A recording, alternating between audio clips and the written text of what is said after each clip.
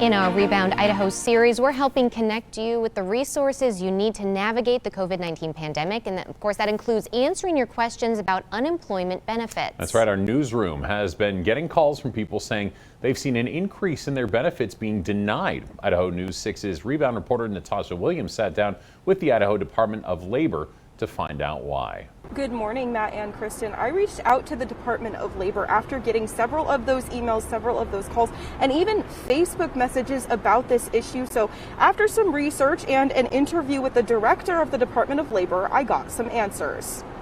The height of the unemployment due to the pandemic, our unemployment rate was 11.6%. Now those numbers are much lower. Our January unemployment rate is 3.4%. But the Idaho Department of Labor says there are still Idahoans that need help. The Continued Assistance Act extended COVID-19 help already provided through last year's CARE Act, meaning they were still able to offer that help with some changes. The biggest one is a requirement for additional documentation to be eligible for pandemic unemployment assistance. It's those changes the Department of Labor says might be impacting your claim. So at the Department of Labor, we're doing our best to administer the benefits, and I think it's important to remember that not everyone is eligible. Another thing to keep in mind, Idaho is one of several states that's seen an increase in scammers filing fraudulent unemployment claims. So in an effort to combat that, we're partnering with ID.me to verify individuals' identities. Funding from the Continued Assistance Act has already been used up. Now, benefits will be funded by the recently signed American Rescue Plan,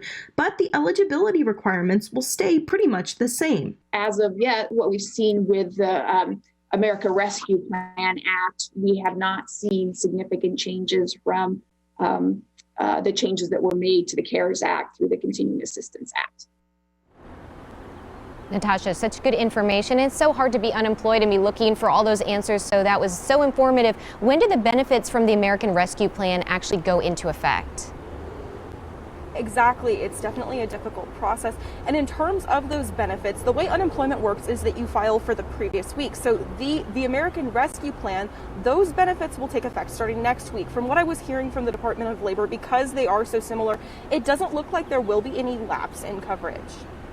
That's really good to know for people. And how can someone check to see if they are eligible?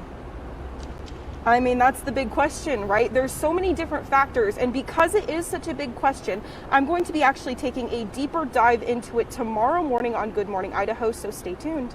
In our Rebound Idaho series, we've shared how businesses have struggled during the pandemic, but local, state, and federal partners have worked together to help small business owners get back on track.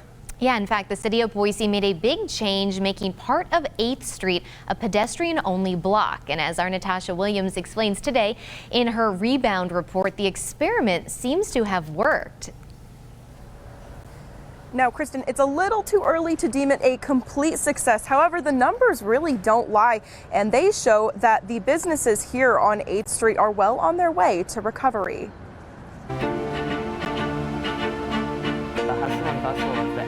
And the people watching. I love 8th Street in this block. Downtown Boise's 8th Street has long been a gathering place, but when the pandemic hit, that changed. For months, streets across the state were deserted, and downtown Boise's usually packed business sector sat eerily empty until about a year ago, when the city decided to try something new. The hustle and bustle returns to 8th Street. Last June, Boise announced 8th Street would become a pedestrian-only block. It was a way to help businesses in that area regain some of the lost revenue after the state shut down. It was an experiment. With many things these days, we don't know what's next. We're going to try it. One not everyone agreed with. As we reported last year, the plan saw pushback from several people worried the vehicle restrictions would negatively impact business. But a year later, data from Yelp shows it may have worked. I definitely think having foot traffic only out there is going to help. You already see it. Data analysts looked at several different cities that opted to shift to pedestrian-only traffic in 2020, including 8th Street. They found 8th Street saw a nearly 30% boost in consumer activity compared to the rest of the city during the height of COVID-19. It's something 8th Street businesses like Juniper say they've seen firsthand. If you take the amount of people that are walking down the middle of the street right now and on the sidewalks and standing standing outside of restaurants, and you try to put that on 2 sidewalks like it used to be, it would be shoulder to shoulder. So I know it's working, and I know people are enjoying it. We told you last week that Juniper quietly reopened on 8th Street this year after being closed for months. I've been on it since Juniper opened, so it was missed for sure by me. And it is important to understand this data is still new, and researchers say there are tons of factors to consider when looking at and analyzing data like this. See, what are some of the other factors? Yeah, so I mean, one of the factors is that businesses, other local businesses here in Boise, didn't really have the unique opportunity that 8th Street did to go pedestrian only. I mean, even businesses on the neighboring street right here on Idaho Street weren't able to take that opportunity to go pedestrian only. And another thing is because 8th Street had the unique opportunity to go and expand their outdoor dining opportunities, that might have impacted people's choices during COVID as well. Sure, that makes sense. Now, is this the only data out there?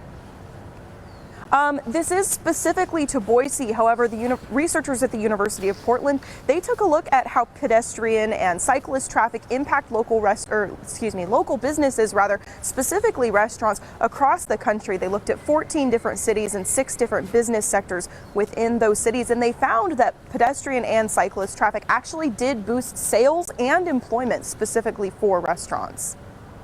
Very interesting. Great report. Thanks, Natasha.